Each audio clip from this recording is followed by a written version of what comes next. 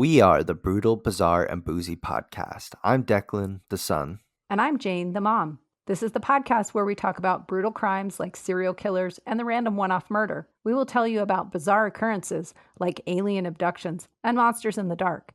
And we just might get you drunk with cocktails themed around one of our stories. At the very end of every show, we like to lighten things up and cleanse the palate from the tragic and terrifying stories. So we end our time with a chaser. You might get to hear crazy stories about our pets or just silly movie recommendations. Give us a listen. We are the Brutal, Bizarre, and Boozy podcast.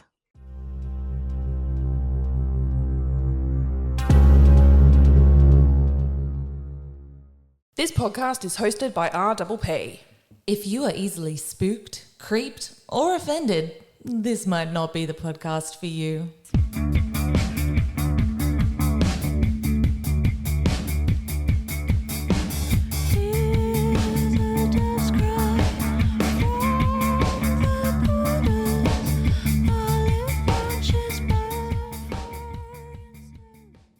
Hello guys, welcome back. Now we have fallen victim to what many podcasters fall victim to, and that is not recording our episode. Is that meant to be read? I think it's okay. Yes, this episode we recorded it and then we realised that the microphones were not recording properly. Yeah, we came back from a break and forgot how to do everything. Yeah. So we would love to urge you to watch this episode because it's super important to us. Yeah. And try to ignore that it sounds terrible. Yeah, just listen to what we're saying, not the volume at which we are saying it. No, Gemma is a wizard at editing, so thank goodness we can hopefully salvage what we've got. Sorry guys. Love you. Let's just get into it, hey. Hi. Hello. We're back. We're back.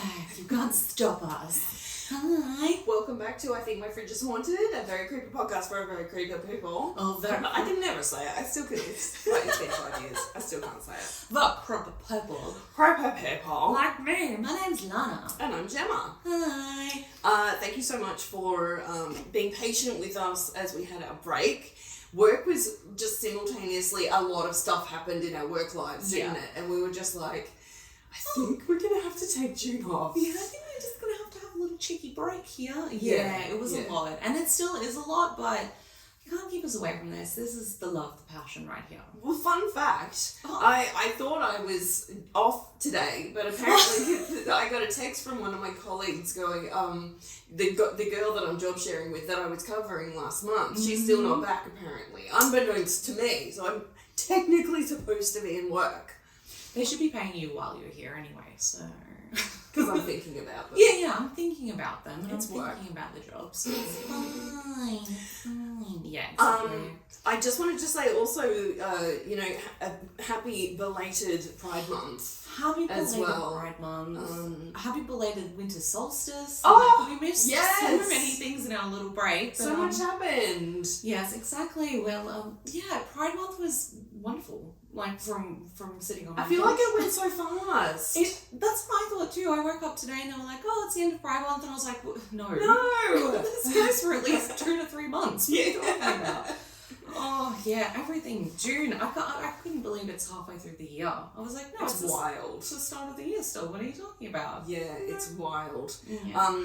I did want to, speaking of Pride Month, I just wanted to shout out one of my very favourite podcasts. They're from Chicago. They're called Painted Trash. Oh yes. And they're an LGBT podcast. They're extremely naughty, but they talk about the hard-hitting issues, hard-hitting political issues that are facing not just LGBT folk, but women, all sorts of minority groups as well. Yeah. They're hilarious. I like to say they're hilarious, but very highly educated. And they shouted us out this week on their podcast, which was so nice of them. Yes, thank you so much, guys. I really appreciate it. When they finally record a promo, I'll put it on our podcast. But they're just like, we'll do it next week. It was weird the way, I can't remember how I found them, because they're not a big podcast. They don't have a massive amount of followers, but I found them because my old favourite podcast, Boozy Betties, who are also from Chicago. That's right. Shout out to Hope and Chrissy because they're amazing. Well, they wrapped up their podcast, and I was like, well, what the hell am I going to listen to now? Where am I going to get my Chicago fix? Yeah, my Chicago pop culture fix. And it came up in, I think it was Spotify, like, you may like this. And I was like, fine. Thank you. So, and yeah, I just switched from one Chicago podcast to another. So it worked out fine. I desperately want to go to Chicago. It seems like all the cool kids are there. Dude, like, Smashing Pumpkins are from there. come on now. It's a vibe. Everyone's touring. It's like, it looks good. It looks fun. The food looks good, that's for sure. Yeah.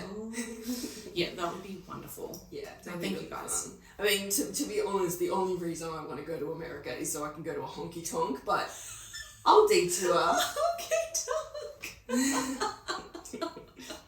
Yeah, okay, cool. I'm down for a honky tonk. Somehow I don't think they have honky tonks in Illinois. Yeah, I don't know. That's more of a down south. I was gonna say, I think Chicago's too north for that kind of thing. Yeah, that kind of nonsense. That kind of shenanigans. I want to watch a band that's behind a cage. Yeah, exactly right. That's it. Have you been to Revs on Chapel Street? No. Oh, really? Yeah. Oh my god, Melbourne talk, I suppose. It's almost my 1 year anniversary in Melbourne again. Can you believe? Holy shit. Yeah. That's gone so fast. By the time this comes out, actually, it should be my 1 year anniversary, which is insane to me. Yeah. But yeah, I went to see shout out Starve band. They're a heavy metal band. Yeah. The lead singer is Jordan. He was a good friend of mine. We used to dance back in the day together. And my partner and I were like, let's go see Starve. That'd be awesome. And I'd never been to Revs, and Revs is like an institution in Melbourne. Right. They have like 7 a.m. So it's Revolver. It's called Revolver. It's called Revolver. But everyone calls it Revs. Yeah, they have. And it's talk about an institution. Yeah, like it's got this massive, like, iconic staircase that you have to go up to. It's like, it's the labyrinth. It's a labyrinth. It's a of labyrinth club. of stuff. It's haunted. Oh, it's gotta be, surely. And it's got a stack of Banksies on the wall. Oh my god, really? Yeah, you've not seen them? Oh, Yeah, they covered them with Perspex. Oh. He did them years ago.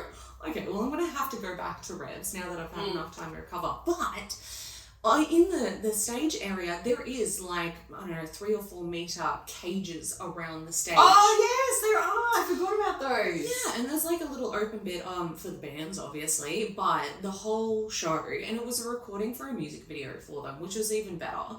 There was people like just scaling up these cages and then jumping off into the crowd to stage dive. I'm pretty sure Jordan's girlfriend stage dived at one point. It was awesome. One guy went up and tried to do a flip and he broke some lights. Oh, no. Came down. That's out of our budget, guys. But it was so awesome. It's unlike anything I've ever seen. So I don't know if I'd recommend Revs to everyone, but if you're looking for a really good time, go check out Revolver. Do you know what I've seen there a few times that has been some of the best nights ever is rap battles. Oh, They it is do perfect for that. Freaking rap battles. And it's Old just school, like always kind of like the guy in like the jumper that his mum knitted, like wipes the floor with everybody. Mum's spaghetti on it. Right?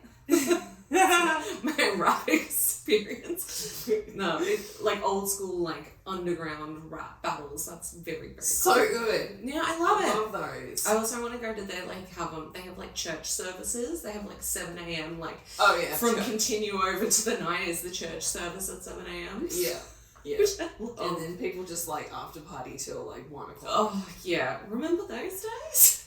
Back in the day. Oddly enough, no. Because that's the point. Yeah, yes, exactly. If you remember a night out at Revs, you're not doing it right. Morning out. Oh god.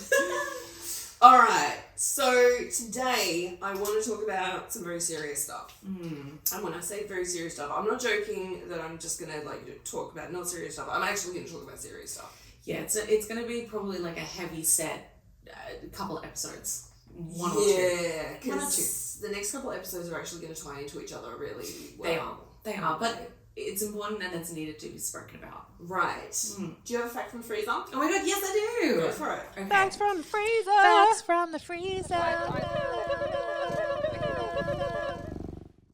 So my fact from the freezer is about the strange case of Dr. Jekyll and Mr. Hyde. I'm sure you're familiar with the story. Yeah. It was written during a 6-day cocaine binge. Not surprised? Neither am I. So, Robert Louis Stevenson, who is the author, of course, was a regular user of cocaine. In 1885, Stevenson's wife suddenly awoke him from a drug-addled nightmare, which he went on to transcribe for the length of the next few days. Within 3 days, the nightmare he had turned into a full-length novella. She wrote his dream down. He wrote it. So she woke him up. He was having this like drug-induced nightmare. He was screaming and yelling, and she was like, "Hey, can you wake up, please?" And he got mad at her. He was like, "I'm having this incredible dream. How dare you?"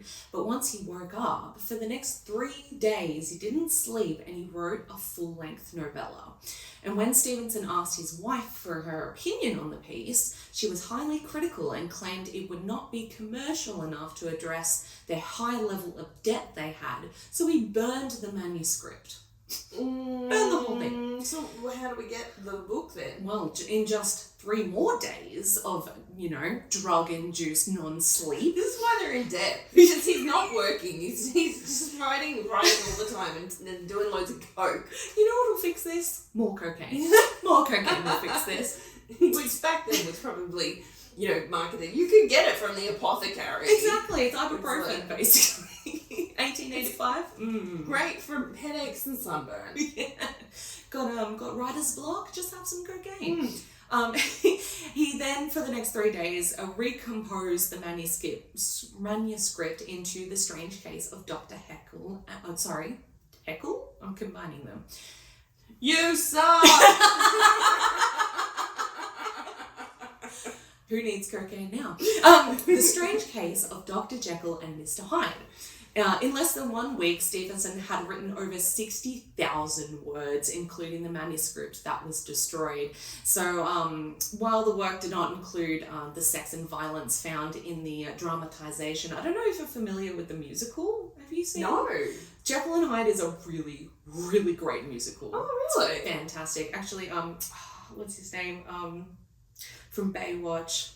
Hasselhoff? Yes, he played Dr. Jekyll. Yeah, and he was incredible. That's awesome. He was so incredible. So it didn't really include the sex and violence that's found now, but it did include substantial depictions of the duality of a human personality. So despite the initial refusal of booksellers to carry the book, positive reviews quickly spurred through the public to purchase 40,000 copies in less than 6 months, making it one of Stevenson's most popular library works. Well done to him. Good on him. Well done. That's the power of hell of a drug. Hell of a drug. It's a hell of a drug. And I think if you go back and read it now, you'll be like, oh, no, I see it. I see Yeah. the madness of this man. 60,000 words is insane for 3 days. Yeah, especially when you're doing it with a feather quill. Yeah, exactly. Having a dip. Oh my God, he must be going really fast. So my fun fact, there you go. I always think about did you ever watch Penny Dreadful? Oh yeah. Yeah. And they started the Jekyll and Hyde story. Yeah. And then the show got cancelled, so Oh, they I had to wrap it up. Yeah, it's such an interesting. And it was just getting I really wanted to see that. It makes me want to watch League of Extraordinary I was Gentlemen. just gonna say that. So good. Yeah, I would. Oh, it's such a It's so cheesy. It's good. Yeah. Oh, absolutely. Love. That's my favorite kind of film. Okay. Okay, let's bring it down. Because I'm gonna get serious. Okay, we're gonna get serious now. So, many people already know this, but I had a conversation with my friend about this on the weekend, and some people do not know this, but the statistical average that a person tries to escape a domestic violence situation is 7 times. Oh, that's rough. Sometimes you've got that friend, they're on again, off again, they're off again at the moment, they'll be back on again tomorrow. Yeah. Look a little bit closer at those relationships sometimes. Yes, what's actually going on, and what are they justifying? Right. Because sometimes it is just drama. Of course. Sometimes some people love that. Right. Some people do love a bit of drama in the relationship, and sometimes people do thrive off that kind of vibe, I suppose. Right, but other times it is a signal of coercive control and abuse and psychological abuse, sometimes physical abuse as well. Yeah. So, when sometimes people will say, oh, if he's beating her up or, you know, if he's injuring her or whatever, why didn't she just leave? Yeah. It's not always that easy for people. Not, especially when there's financials involved, kids involved, equity, homes, things like that. It's just not that easy. Right. Or, on the other end of the spectrum, it's hard to find a rental. It's hard Oh to my find God. a place to live. Yeah, exactly. Or someone willing to help you get out of a situation like that. They might not have anyone. Right. Yes. And because, you know, as we know with a lot of times with coercive control, they separate the person from their family. Yeah, they really isolate the person, which is a big one. So today, I noticed that in my list of cases, I had a lot of cases of domestic violence, mostly in Australia, but also from around the world. But all of them just had little articles. There's no books, there's no documentaries. Yeah. There's just these little articles that I'm finding about all these different cases. So I got together about 10 of these cases and I just started writing about them, and I thought I would just bring up a few of these cases. So I've just put together 3 of these. Okay. That there's not much on them. Yeah, they don't get a Netflix special, do they? They really don't, and it's wild to me. So my sources for this were ABC News Australia, news.com.au, BBC News, 9 News, citynews.com.au, Herald Sun, and also mamamia.com.au.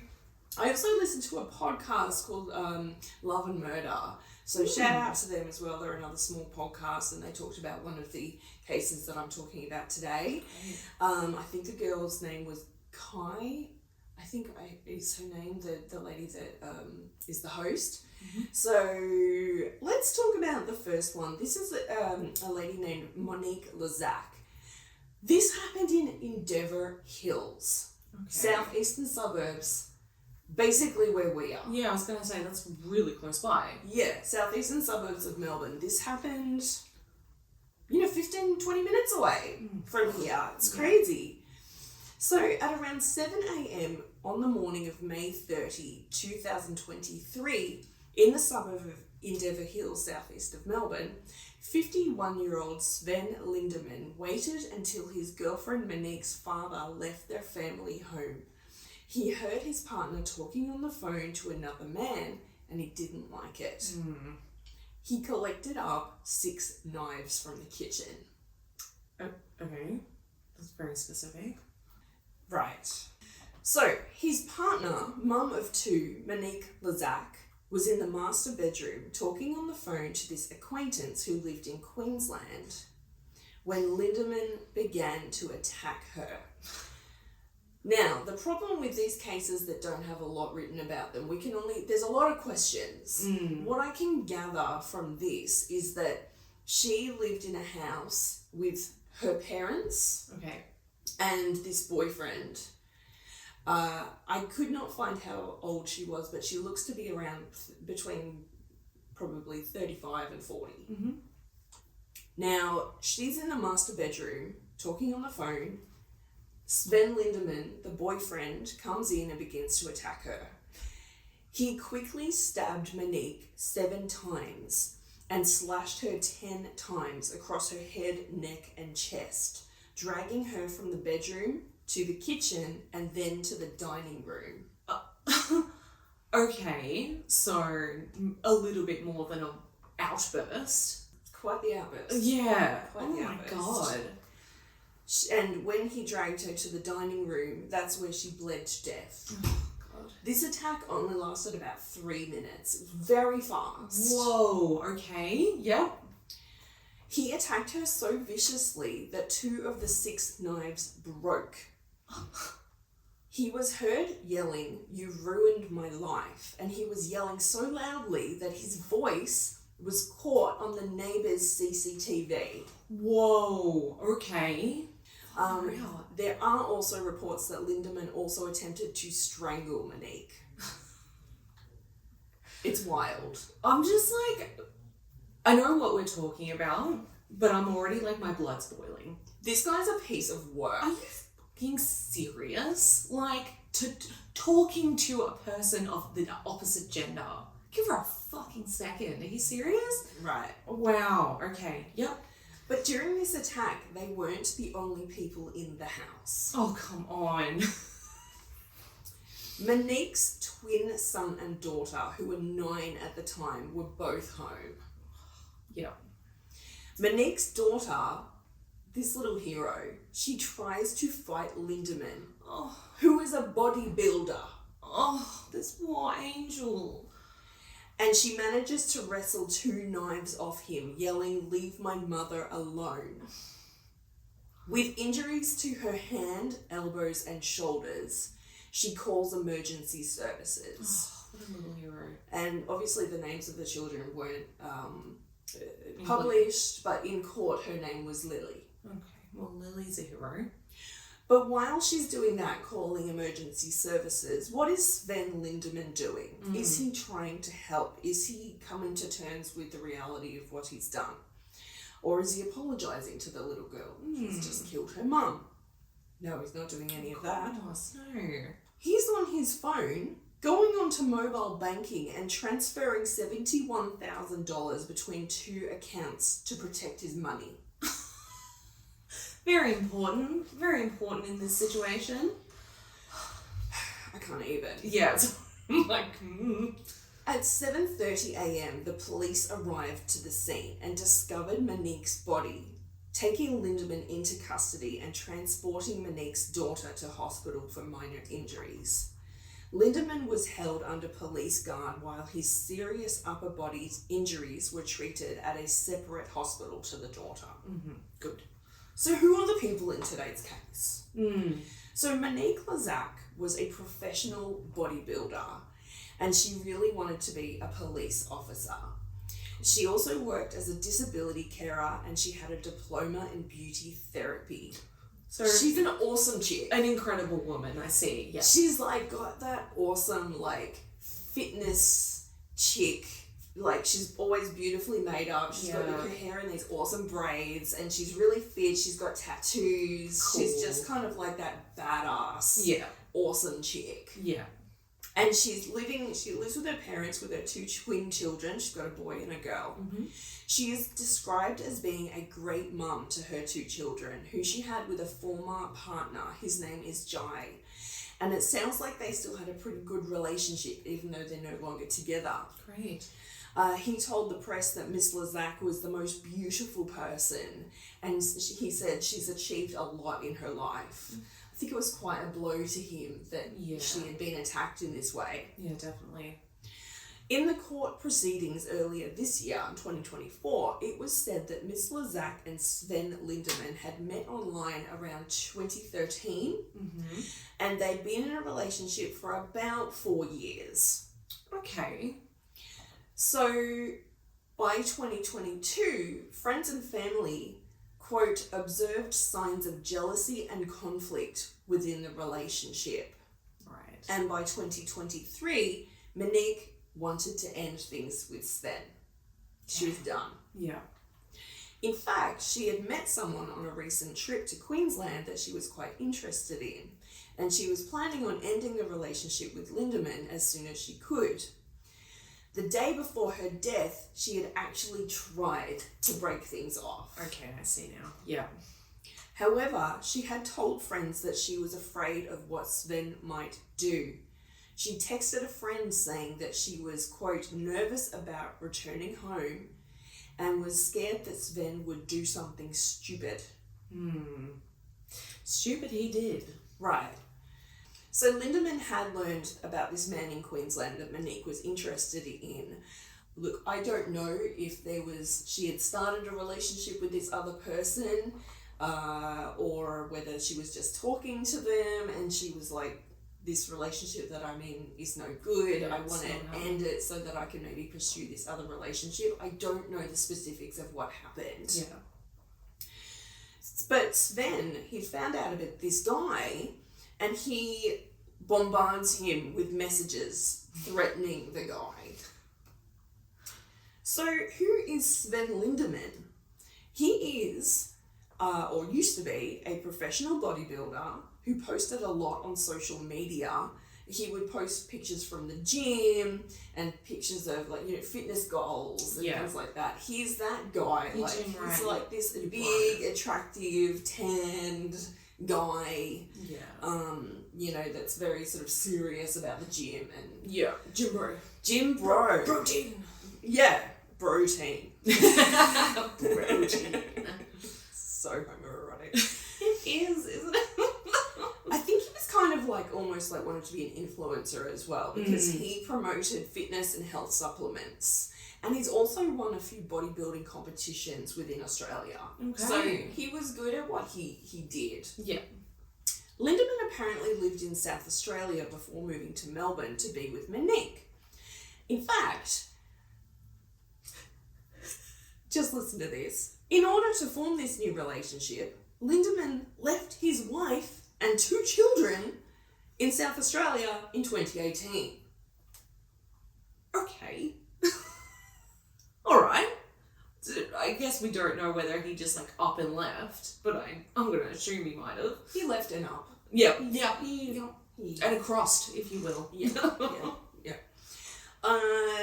So, and yet, Lindemann was recorded telling his parents that Monique had, quote, poured petrol onto the fire by becoming involved with this other guy from Queensland. He went on to say, quote, she wrecked everything for me. Oh, of course. It's all her fault. It's her fault. It's all her fault. She did it. So we definitely have this case of a double standard with this loser. Yeah. So let's talk about some other aspects of Lindemann's personality. It was said by family and friends that he had problematic beliefs about women. Oh, did he now? At his trial, the judge read details that were in a psychologist's report. So he was evaluated by a psychologist. Yeah. The report found that Lindemann had, quote, problematic gender-based beliefs and impossibly high standards of women that he was involved with. Yeah. Full, was it the fucking Red Pill Society? These dudes get, okay. I'm reading this book at the moment. It's called Men Who Hate Women. It's by Laura Bates. Everyone needs to read this book. If you've got children, if you've got daughters, read this book. If you've got sons, read this book. If you're a woman, read this book. If you're a husband, read this book. Yeah. It's all about, I've learned so much stuff about what's called the manosphere. Oh. Yeah. Basically the red pill people. Yeah. The people, these The men. tweets, the fucking... Oh my god. So I'm guessing if he's got problematic gender-based beliefs, which of these groups is he probably associated with? I'm going to go with, it's obviously not an incel because he's got a relationship. Oh, yes. Yeah. There's a couple of others. So there's this other one called MGTOW, and it stands for Men Going Their Own Way. Okay. I don't think he's one of those either.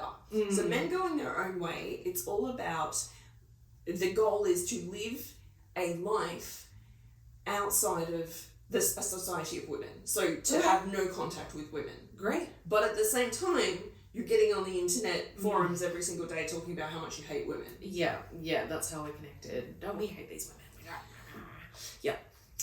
Which leads us to the final group that I think he could be involved with is MRA. So men's rights activists. Yeah.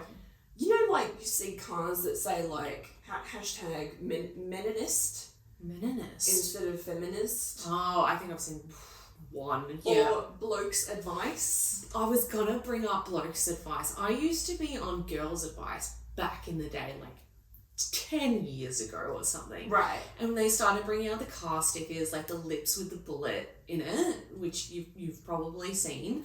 And then the blokes' advice started coming up, and I was like, okay, well, that's fair. We've got them. Until I started seeing what's in the blokes' advice pages, and I was like, oh dear. And that's got to be one of the starting points, right? Like, I always thought blokes' advice was like a good thing. Like, hey, let's crush toxic masculinity. Yeah, let's help each other out. let's give each other some support. Let's get together and do some woodwork and talk about our feelings. I think we've definitely got like the men shed idea in our head as well. Yes. Again, back like they still exist, thankfully. Is like a community place for men to go to be among other men. Yeah. And that's great. When Don't it's- keep everything all bottled up. Exactly. Like, not just staying at home and, you know, not processing feelings. You're going somewhere and doing something physical with your hands and helping each other out. And getting some mates. Exactly. But it's turned into this internet culture of Women are the problem. Yeah. Get back in the kitchen. Yeah, Get men's rights back. this trad wife thing that's going around. There is nothing wrong with you if you want to be a traditional style wife, but you do have to acknowledge the problematic nature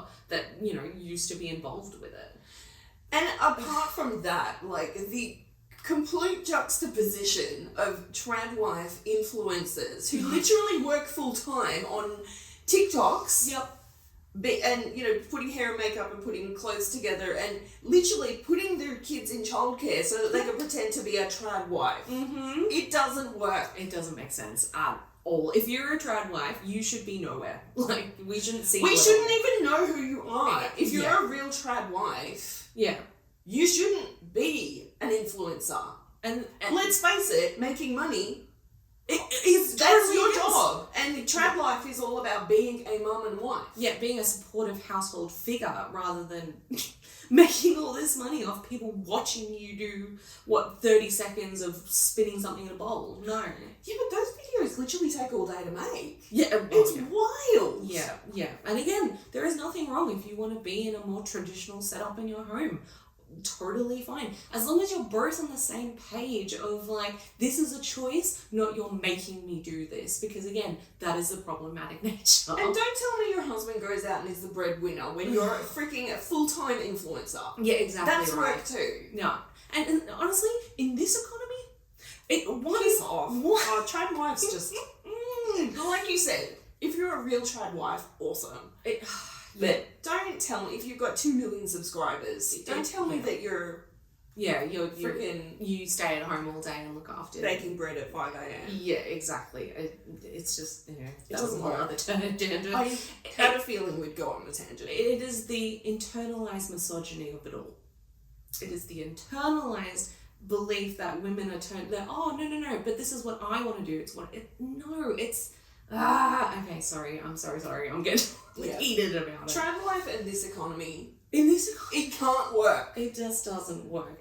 Like, one person being the breadwinner, unless they're making like squillions of dollars, like it's just not possible for like an average Australian family. Like, come on now. Isn't it a statistic that in 2024 in Australia, to be able to live a comfortable life with no stress-free life, you have to have a family income of something like $280,000. Yeah, something like that. If you are in that type of situation where you don't have to work, you're not a trad wife, you're a trophy wife. Let's call a spade a spade. Spade. And you know what?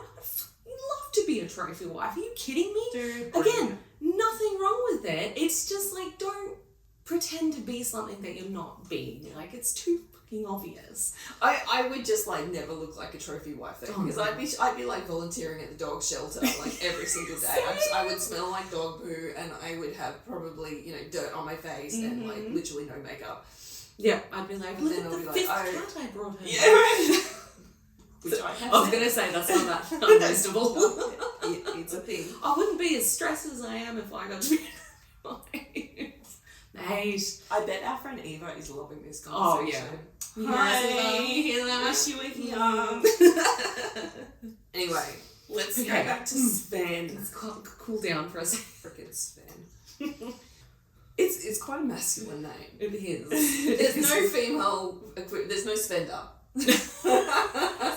Svetlana. Oh, Svetlana. Svenali. Oh right, yes, Svetlana. Yeah, could be there it. you go.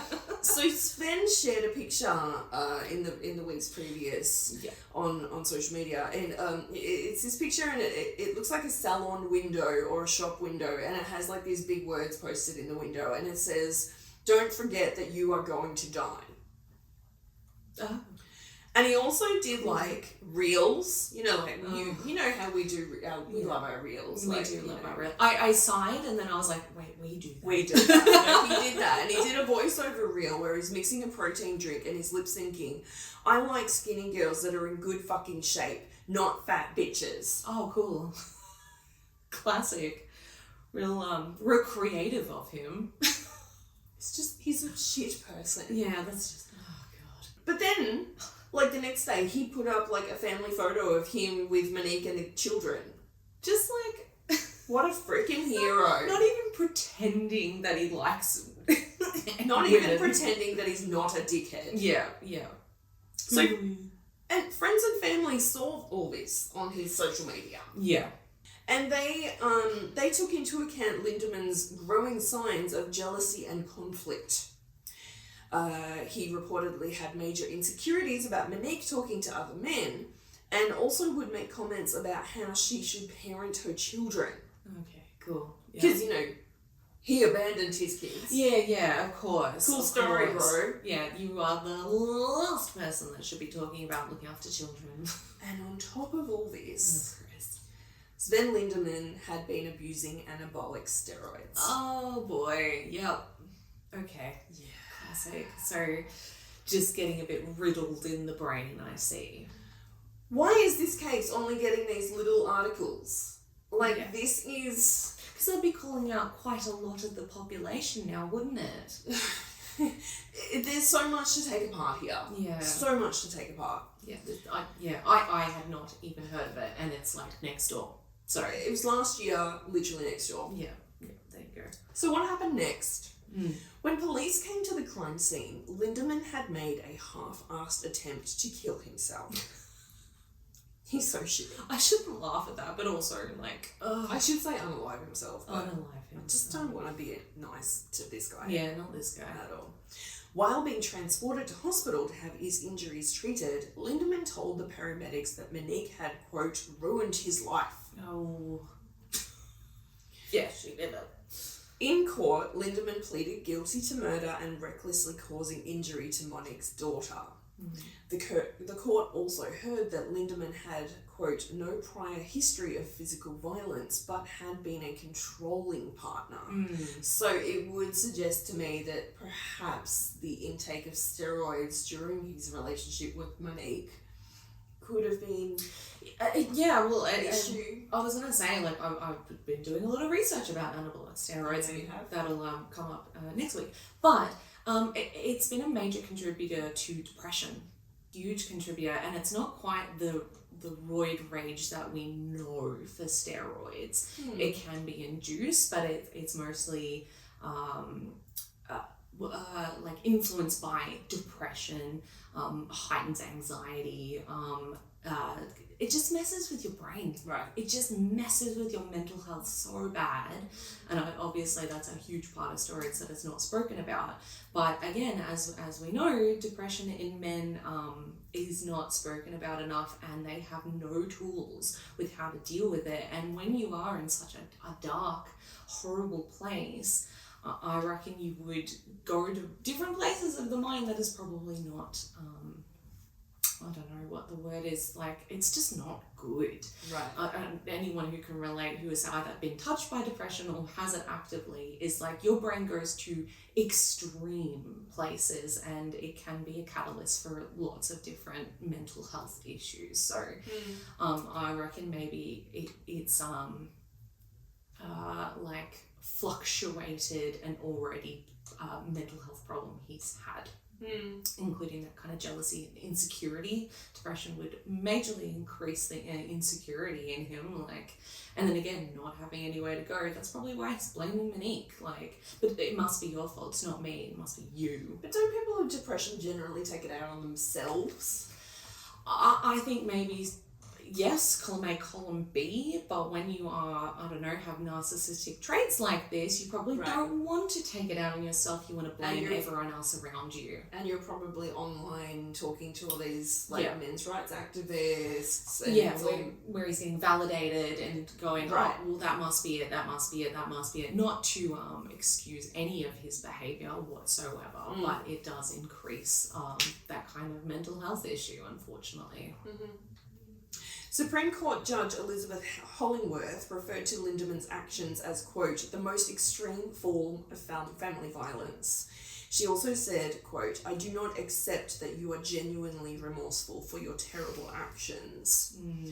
She implied that he was being a hypocrite for being angry with Monique for allegedly cheating on him when Lindemann had left his own wife and children to be with her 4 years prior.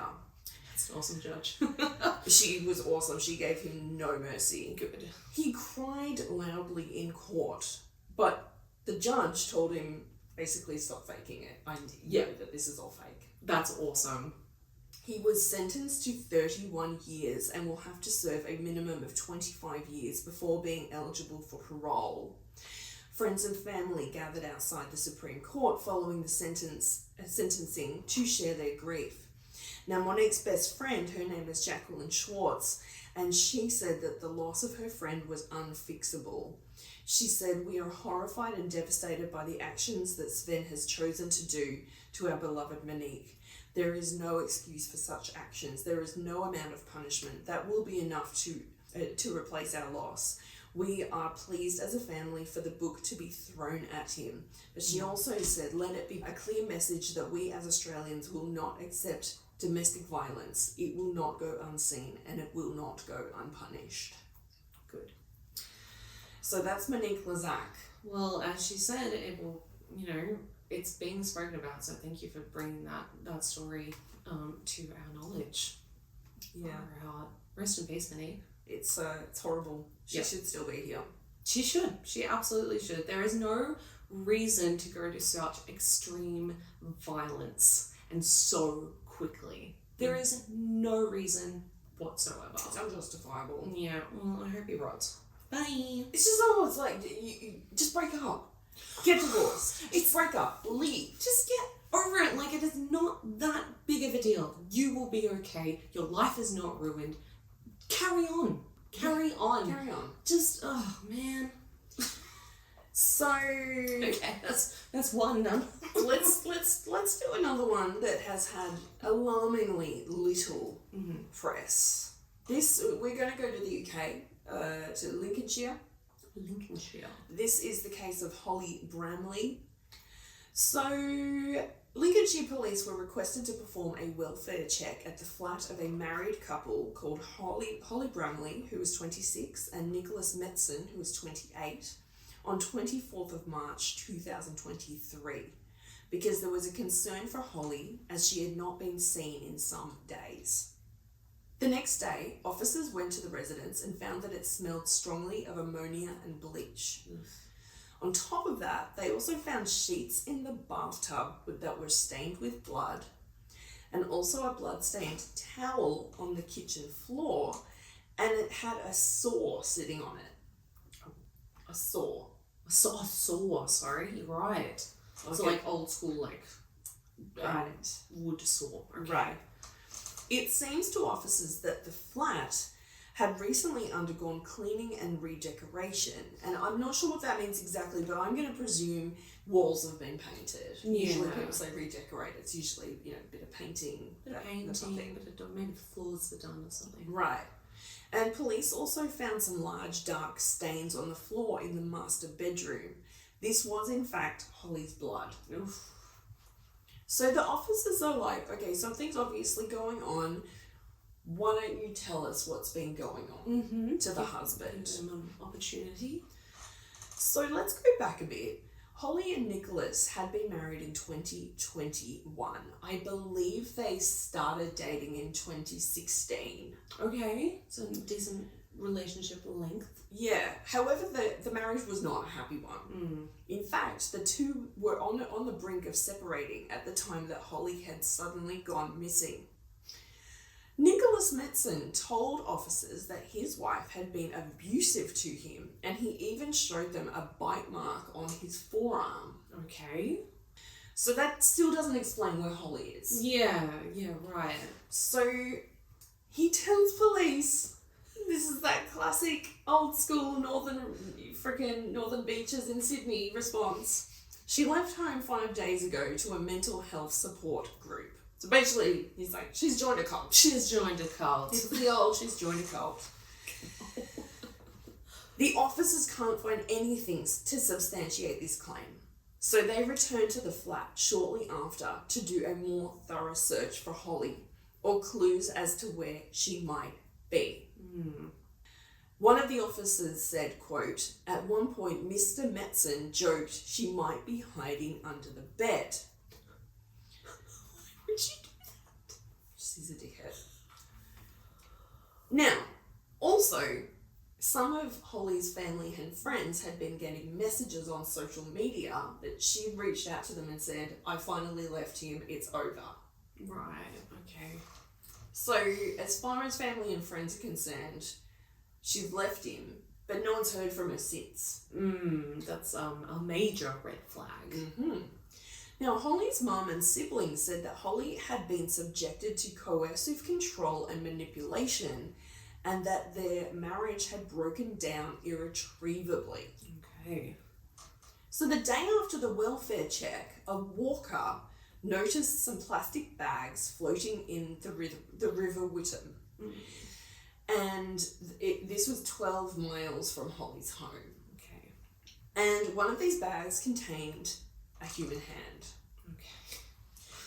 Police divers are deployed and they recover 224 pieces of Holly's body. Sorry, say that number again. 224 pieces of Holly's body. Oh my god. Okay. That's some psychotic behaviour. They piece her together and she's not even all there. Like, there's still pieces of her Missing. that are missing. Oh wow. Even her heart had been chopped up. Oh, that's just... Okay. That's too far. The whole thing's too far, obviously, but far out. So police surmise that Holly was stabbed multiple times in the bedroom. Her body was then dragged to the bathroom where she was dismembered. Her remains were then moved to the kitchen and stored in what was described in the BBC as the larder.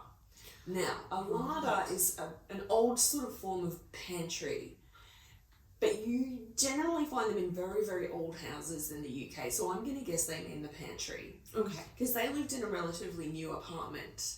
Okay, so yeah. And yeah, they lived on the 14th floor. So, like, they don't have a larder. So I'm going to guess that what he's done is he's put her in bags, he's put her in the pantry Yes. for almost a week. Oh, yep.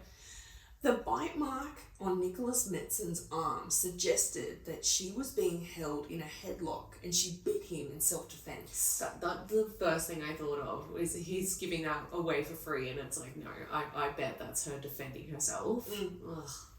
CCTV footage played in court showed Holly was last seen alive returning to her flat on March 17.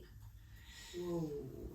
So it's like 5-6 days before. Yeah. CCTV footage also showed Nicholas Metzen wearing a rucksack and using the flat's elevator to transport bags from the 14th floor to the ground floor in the early hours of 25th of March 2023. Bold of him. After murdering his wife, Metzen withdrew £50 from her bank account. Okay, so the first thing he does, he texts his friend Joshua, and he says, "I need help with a job, I'll give you £50. Right. This isn't going where I think it's going, is it? Then he did some internet searches.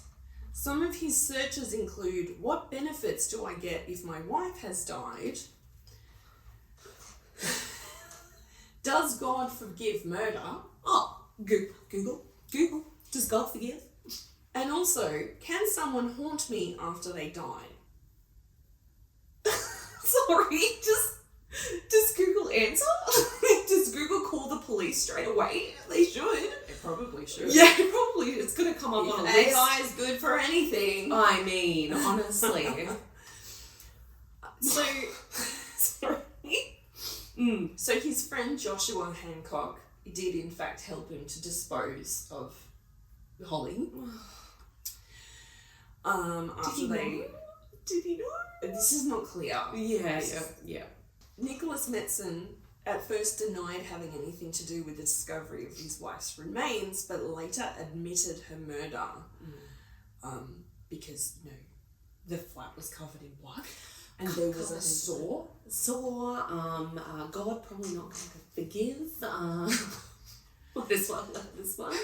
In court, Holly's mum Annette addressed Nicholas Metzen directly, telling him he had condemned her family to a life sentence of grief. She also said, quote, "The heinous way in which she was murdered and dismembered has left us in such unimaginable pain." Yeah. Another thing that she revealed was that Nicholas Metzen's controlling behaviour meant that her family were unable to see Holly in the years before her death, because he prevented her from seeing them, and in lockdown that probably was made even easier for him to do. Yeah. Oh, poor woman, yeah. Right?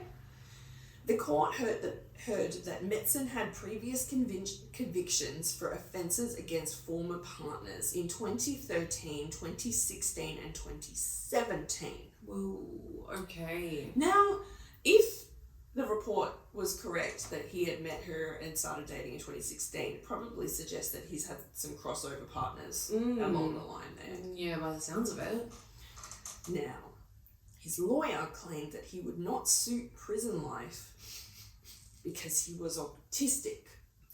Okay. Yep. Yep. Yeah, this is happening a lot, isn't it? This is coming up a lot. The old mental health. Yeah, this is a tough one. This is a tough one. Yeah, sorry, keep going.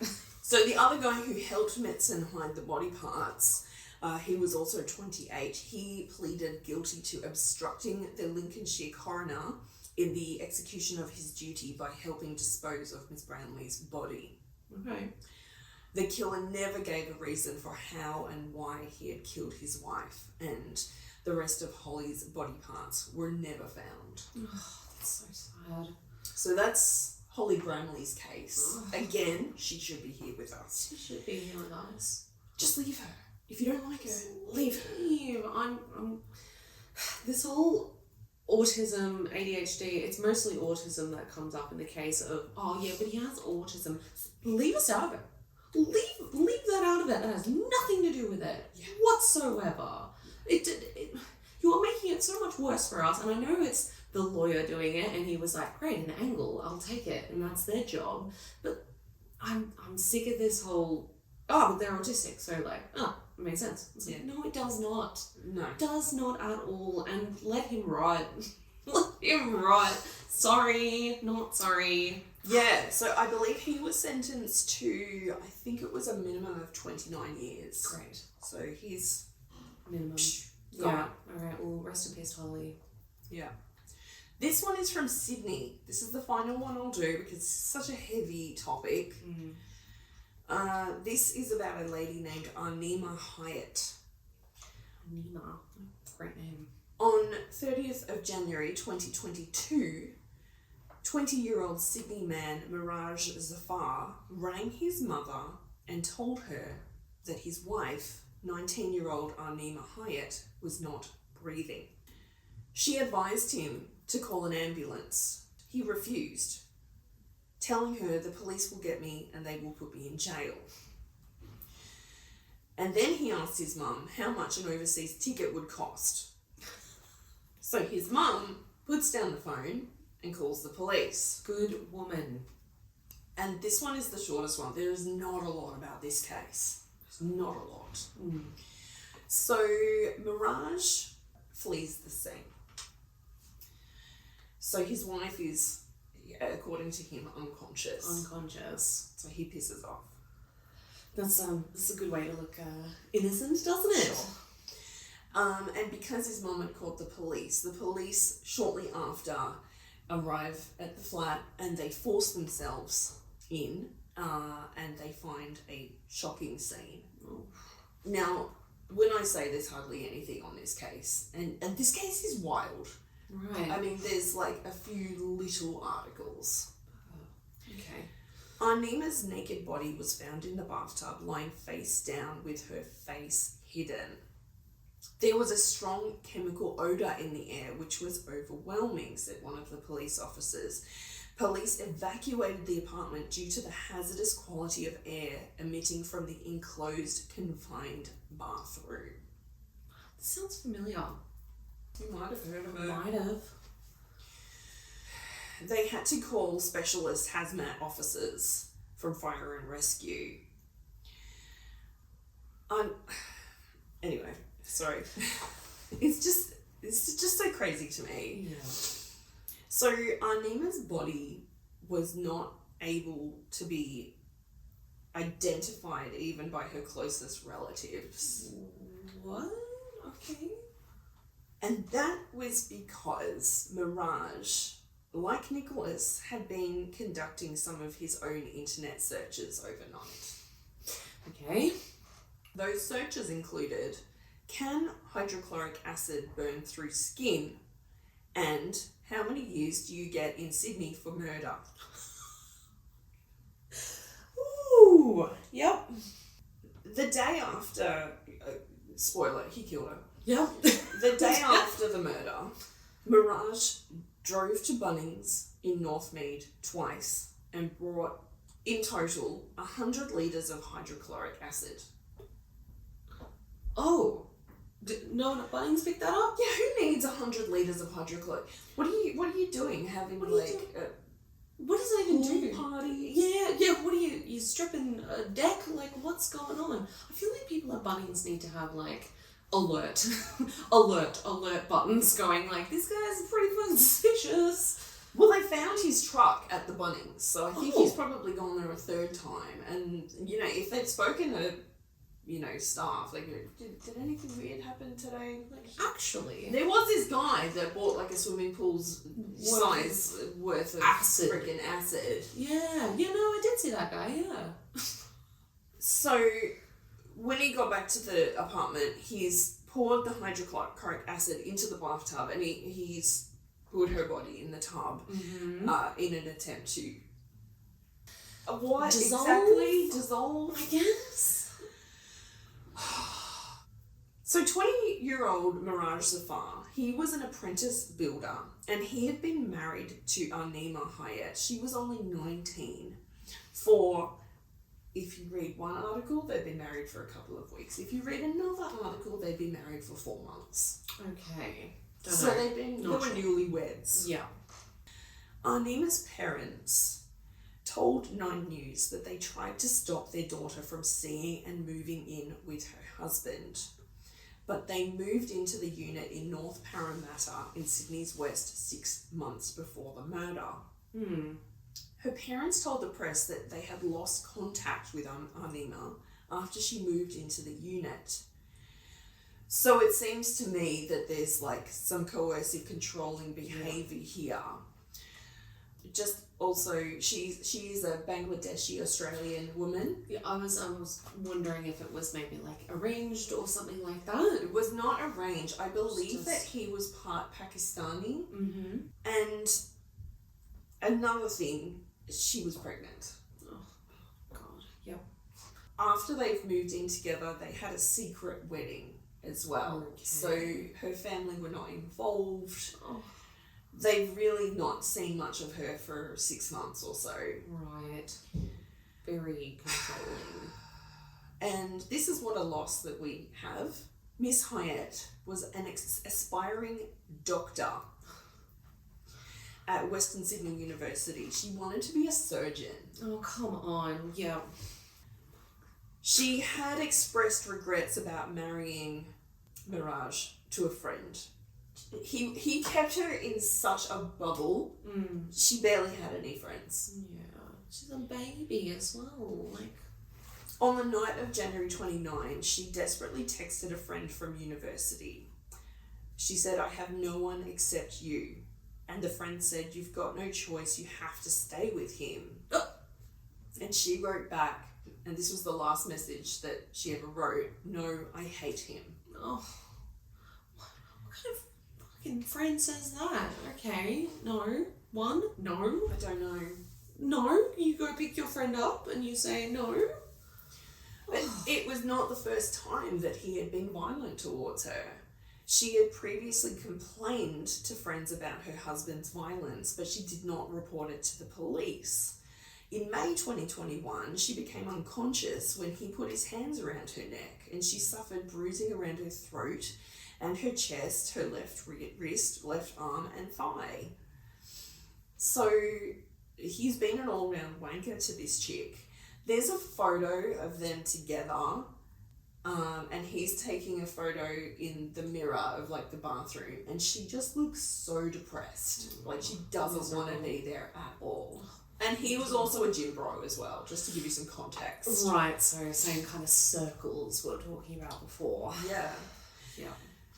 So it was thought that Mirage killed her by applying compression to her neck and or smothering her. So when they had broken into the apartment, he's pissed off somewhere. Then they found his truck. Yeah. But then the following day, he handed himself into police. Good. And his lawyer told reporters he's distraught about being in custody. Oh well. Oh well. And so this is ongoing. Right, of course. Mirage the farmer will return to court on August 5th at this point. Wow. For sentencing. And I'm presuming there's been no formal trial because he handed himself in. Yeah, by the sounds of it. So they're just waiting for sentencing at this point. Wonderful. That is basically the whole story. It's just something interesting that I found. Police were seen by neighbours swabbing the paws of a cat that lived with them. Okay, fair. I just have never heard it. That's quite clever. That is quite clever. Maybe it's a newer thing. They've been like, oh, actually, that might have some evidence. Stuff sticks to cat paws. Let's get some of that. Hopefully it didn't ingest too much of the Or acid. walk on the acid. Yeah. Well, thing. yeah, exactly. Oh, there's a poor cat involved as well. I know. Oh my God. I know. This is wild that this is not more spoken about. That's an insane story. So that's Anima Hyatt. Again, this shouldn't have happened. She could have been a great surgeon, you know, a part of our Australian workforce, someone amazing. Someone incredible. That she should be here. And her baby. And her freaking baby, man. Oh, yeah, it makes me think, as soon as you said COVID, of how many people couldn't leave. And right. And this is early 2022, so this is like, we're still right in it. Yeah, exactly. Like, how many stories like this are not even being reported at all of people's situations getting worse during COVID. Behind closed doors. Yeah, exactly right. And we were just talking about it before of like people deciding when it's their business or not. People need to know these stories and need to keep an eye on these people. Every single story, there were signs and there was text messages. There was moments that, while it's not necessarily anyone's personal like responsibility, check on your friends. Drop by, send a welfare check. Like, it's just, it's not hard and it shouldn't be taboo. Right. Things like that should not be taboo. And if you get it wrong, you get it wrong and everyone just goes, haha, remember when you did that? And you know what? Also, like, don't be afraid of being your friend's dickhead husband's hated mate. Oh, yeah. I've got plenty of, you know, friends that have had abusive partners that openly didn't like me. Mm-hmm. And I'm like, I see you. Yeah, I see what you're doing. If she ever goes missing, I know Yeah. who I'm pointing the finger The at. first one to look at. Hashtag new deck. Yeah. They've suddenly got a new deck and she's missing. Yeah. I'm suspicious. To quote my favourite murder, fuck politeness. That's it. That's absolutely right. Okay, and I know that's such a hard thing to say in the current, especially this year's climate, but it is fuck politeness. We're just talking about how we don't swear as much, but these motherfuckers need to go down. I'm sick of hearing about these poor fucking women who should be with us. And this is also another reason why I think, you know, go easy on True Crime podcast, because, you know, if this was 1980, Lynn Dawson, she went with another man. She's joined a cult. She didn't. No, she's here. And like, again, go easy on True Crime podcast, because as you said, this is not being reported enough. It is not getting through the mainstream, and people need to fucking know about it. And if you work at Bunnings, come on, if you see something, say something. Exactly right. You were in like the prime position, unfortunately, for guys like this. Who needs that much hydrochloric acid? You're obviously doing something bad. Exactly. If someone's buying duct tape, rope, and hydrochloric acid... And a saw. Maybe go, I just wanted to... Wait a minute. Can we just get that guy on CCTV real quick? Like, you don't have to, like, stop them. Like, you don't have to put yourself in danger, but maybe be like, hey, police, I just saw something really fucking suspicious. Maybe it needs to be looked into. Like, Price check on 100 litres of hydrochloric acid. Repeat, that's a price check on 100 litres of hydrochloric acid. we've got a freak on aisle 3. Repeat, we have a freak on aisle 3. Yeah. Well, I'm not sure if you were going to say it, but I do have the 1-800-RESPECT number. Thank you. Well. Yes, I forgot to write it down. That's okay. Just for obviously talking about really heavy stuff today, but specifically for today's matter, just a reminder of the 1-800-RESPECT line. It provides support for those in domestic violence situations. It is 1-800-737-732. Good. So 1-800-RESPECT if you do the old T9 texting. I don't know how many people remember. But that is that number there. You are not alone. And there are people, whether you know them or not, that can help and will help you. Yeah. You never know. Yeah. Could help. Yeah. Oh my lord. Let's leave it there for today. God, we need some happy, upbeat, bright spots after something like that, don't we? I just want to say, if you're travelling to work and you're listening to us, I hope you have an awesome day. Yeah. Stay hydrated. Stay hydrated. I hope you have a wonderful day. Bring that scarf. Melbourne is weird with that weather, so Oh. or wherever you are at the moment. I hope you have a wonderful day. Please look after yourselves. We're here for you. Always. And until next time. until next time, be creepy. But don't be a frickin' creep. Yeah, bye.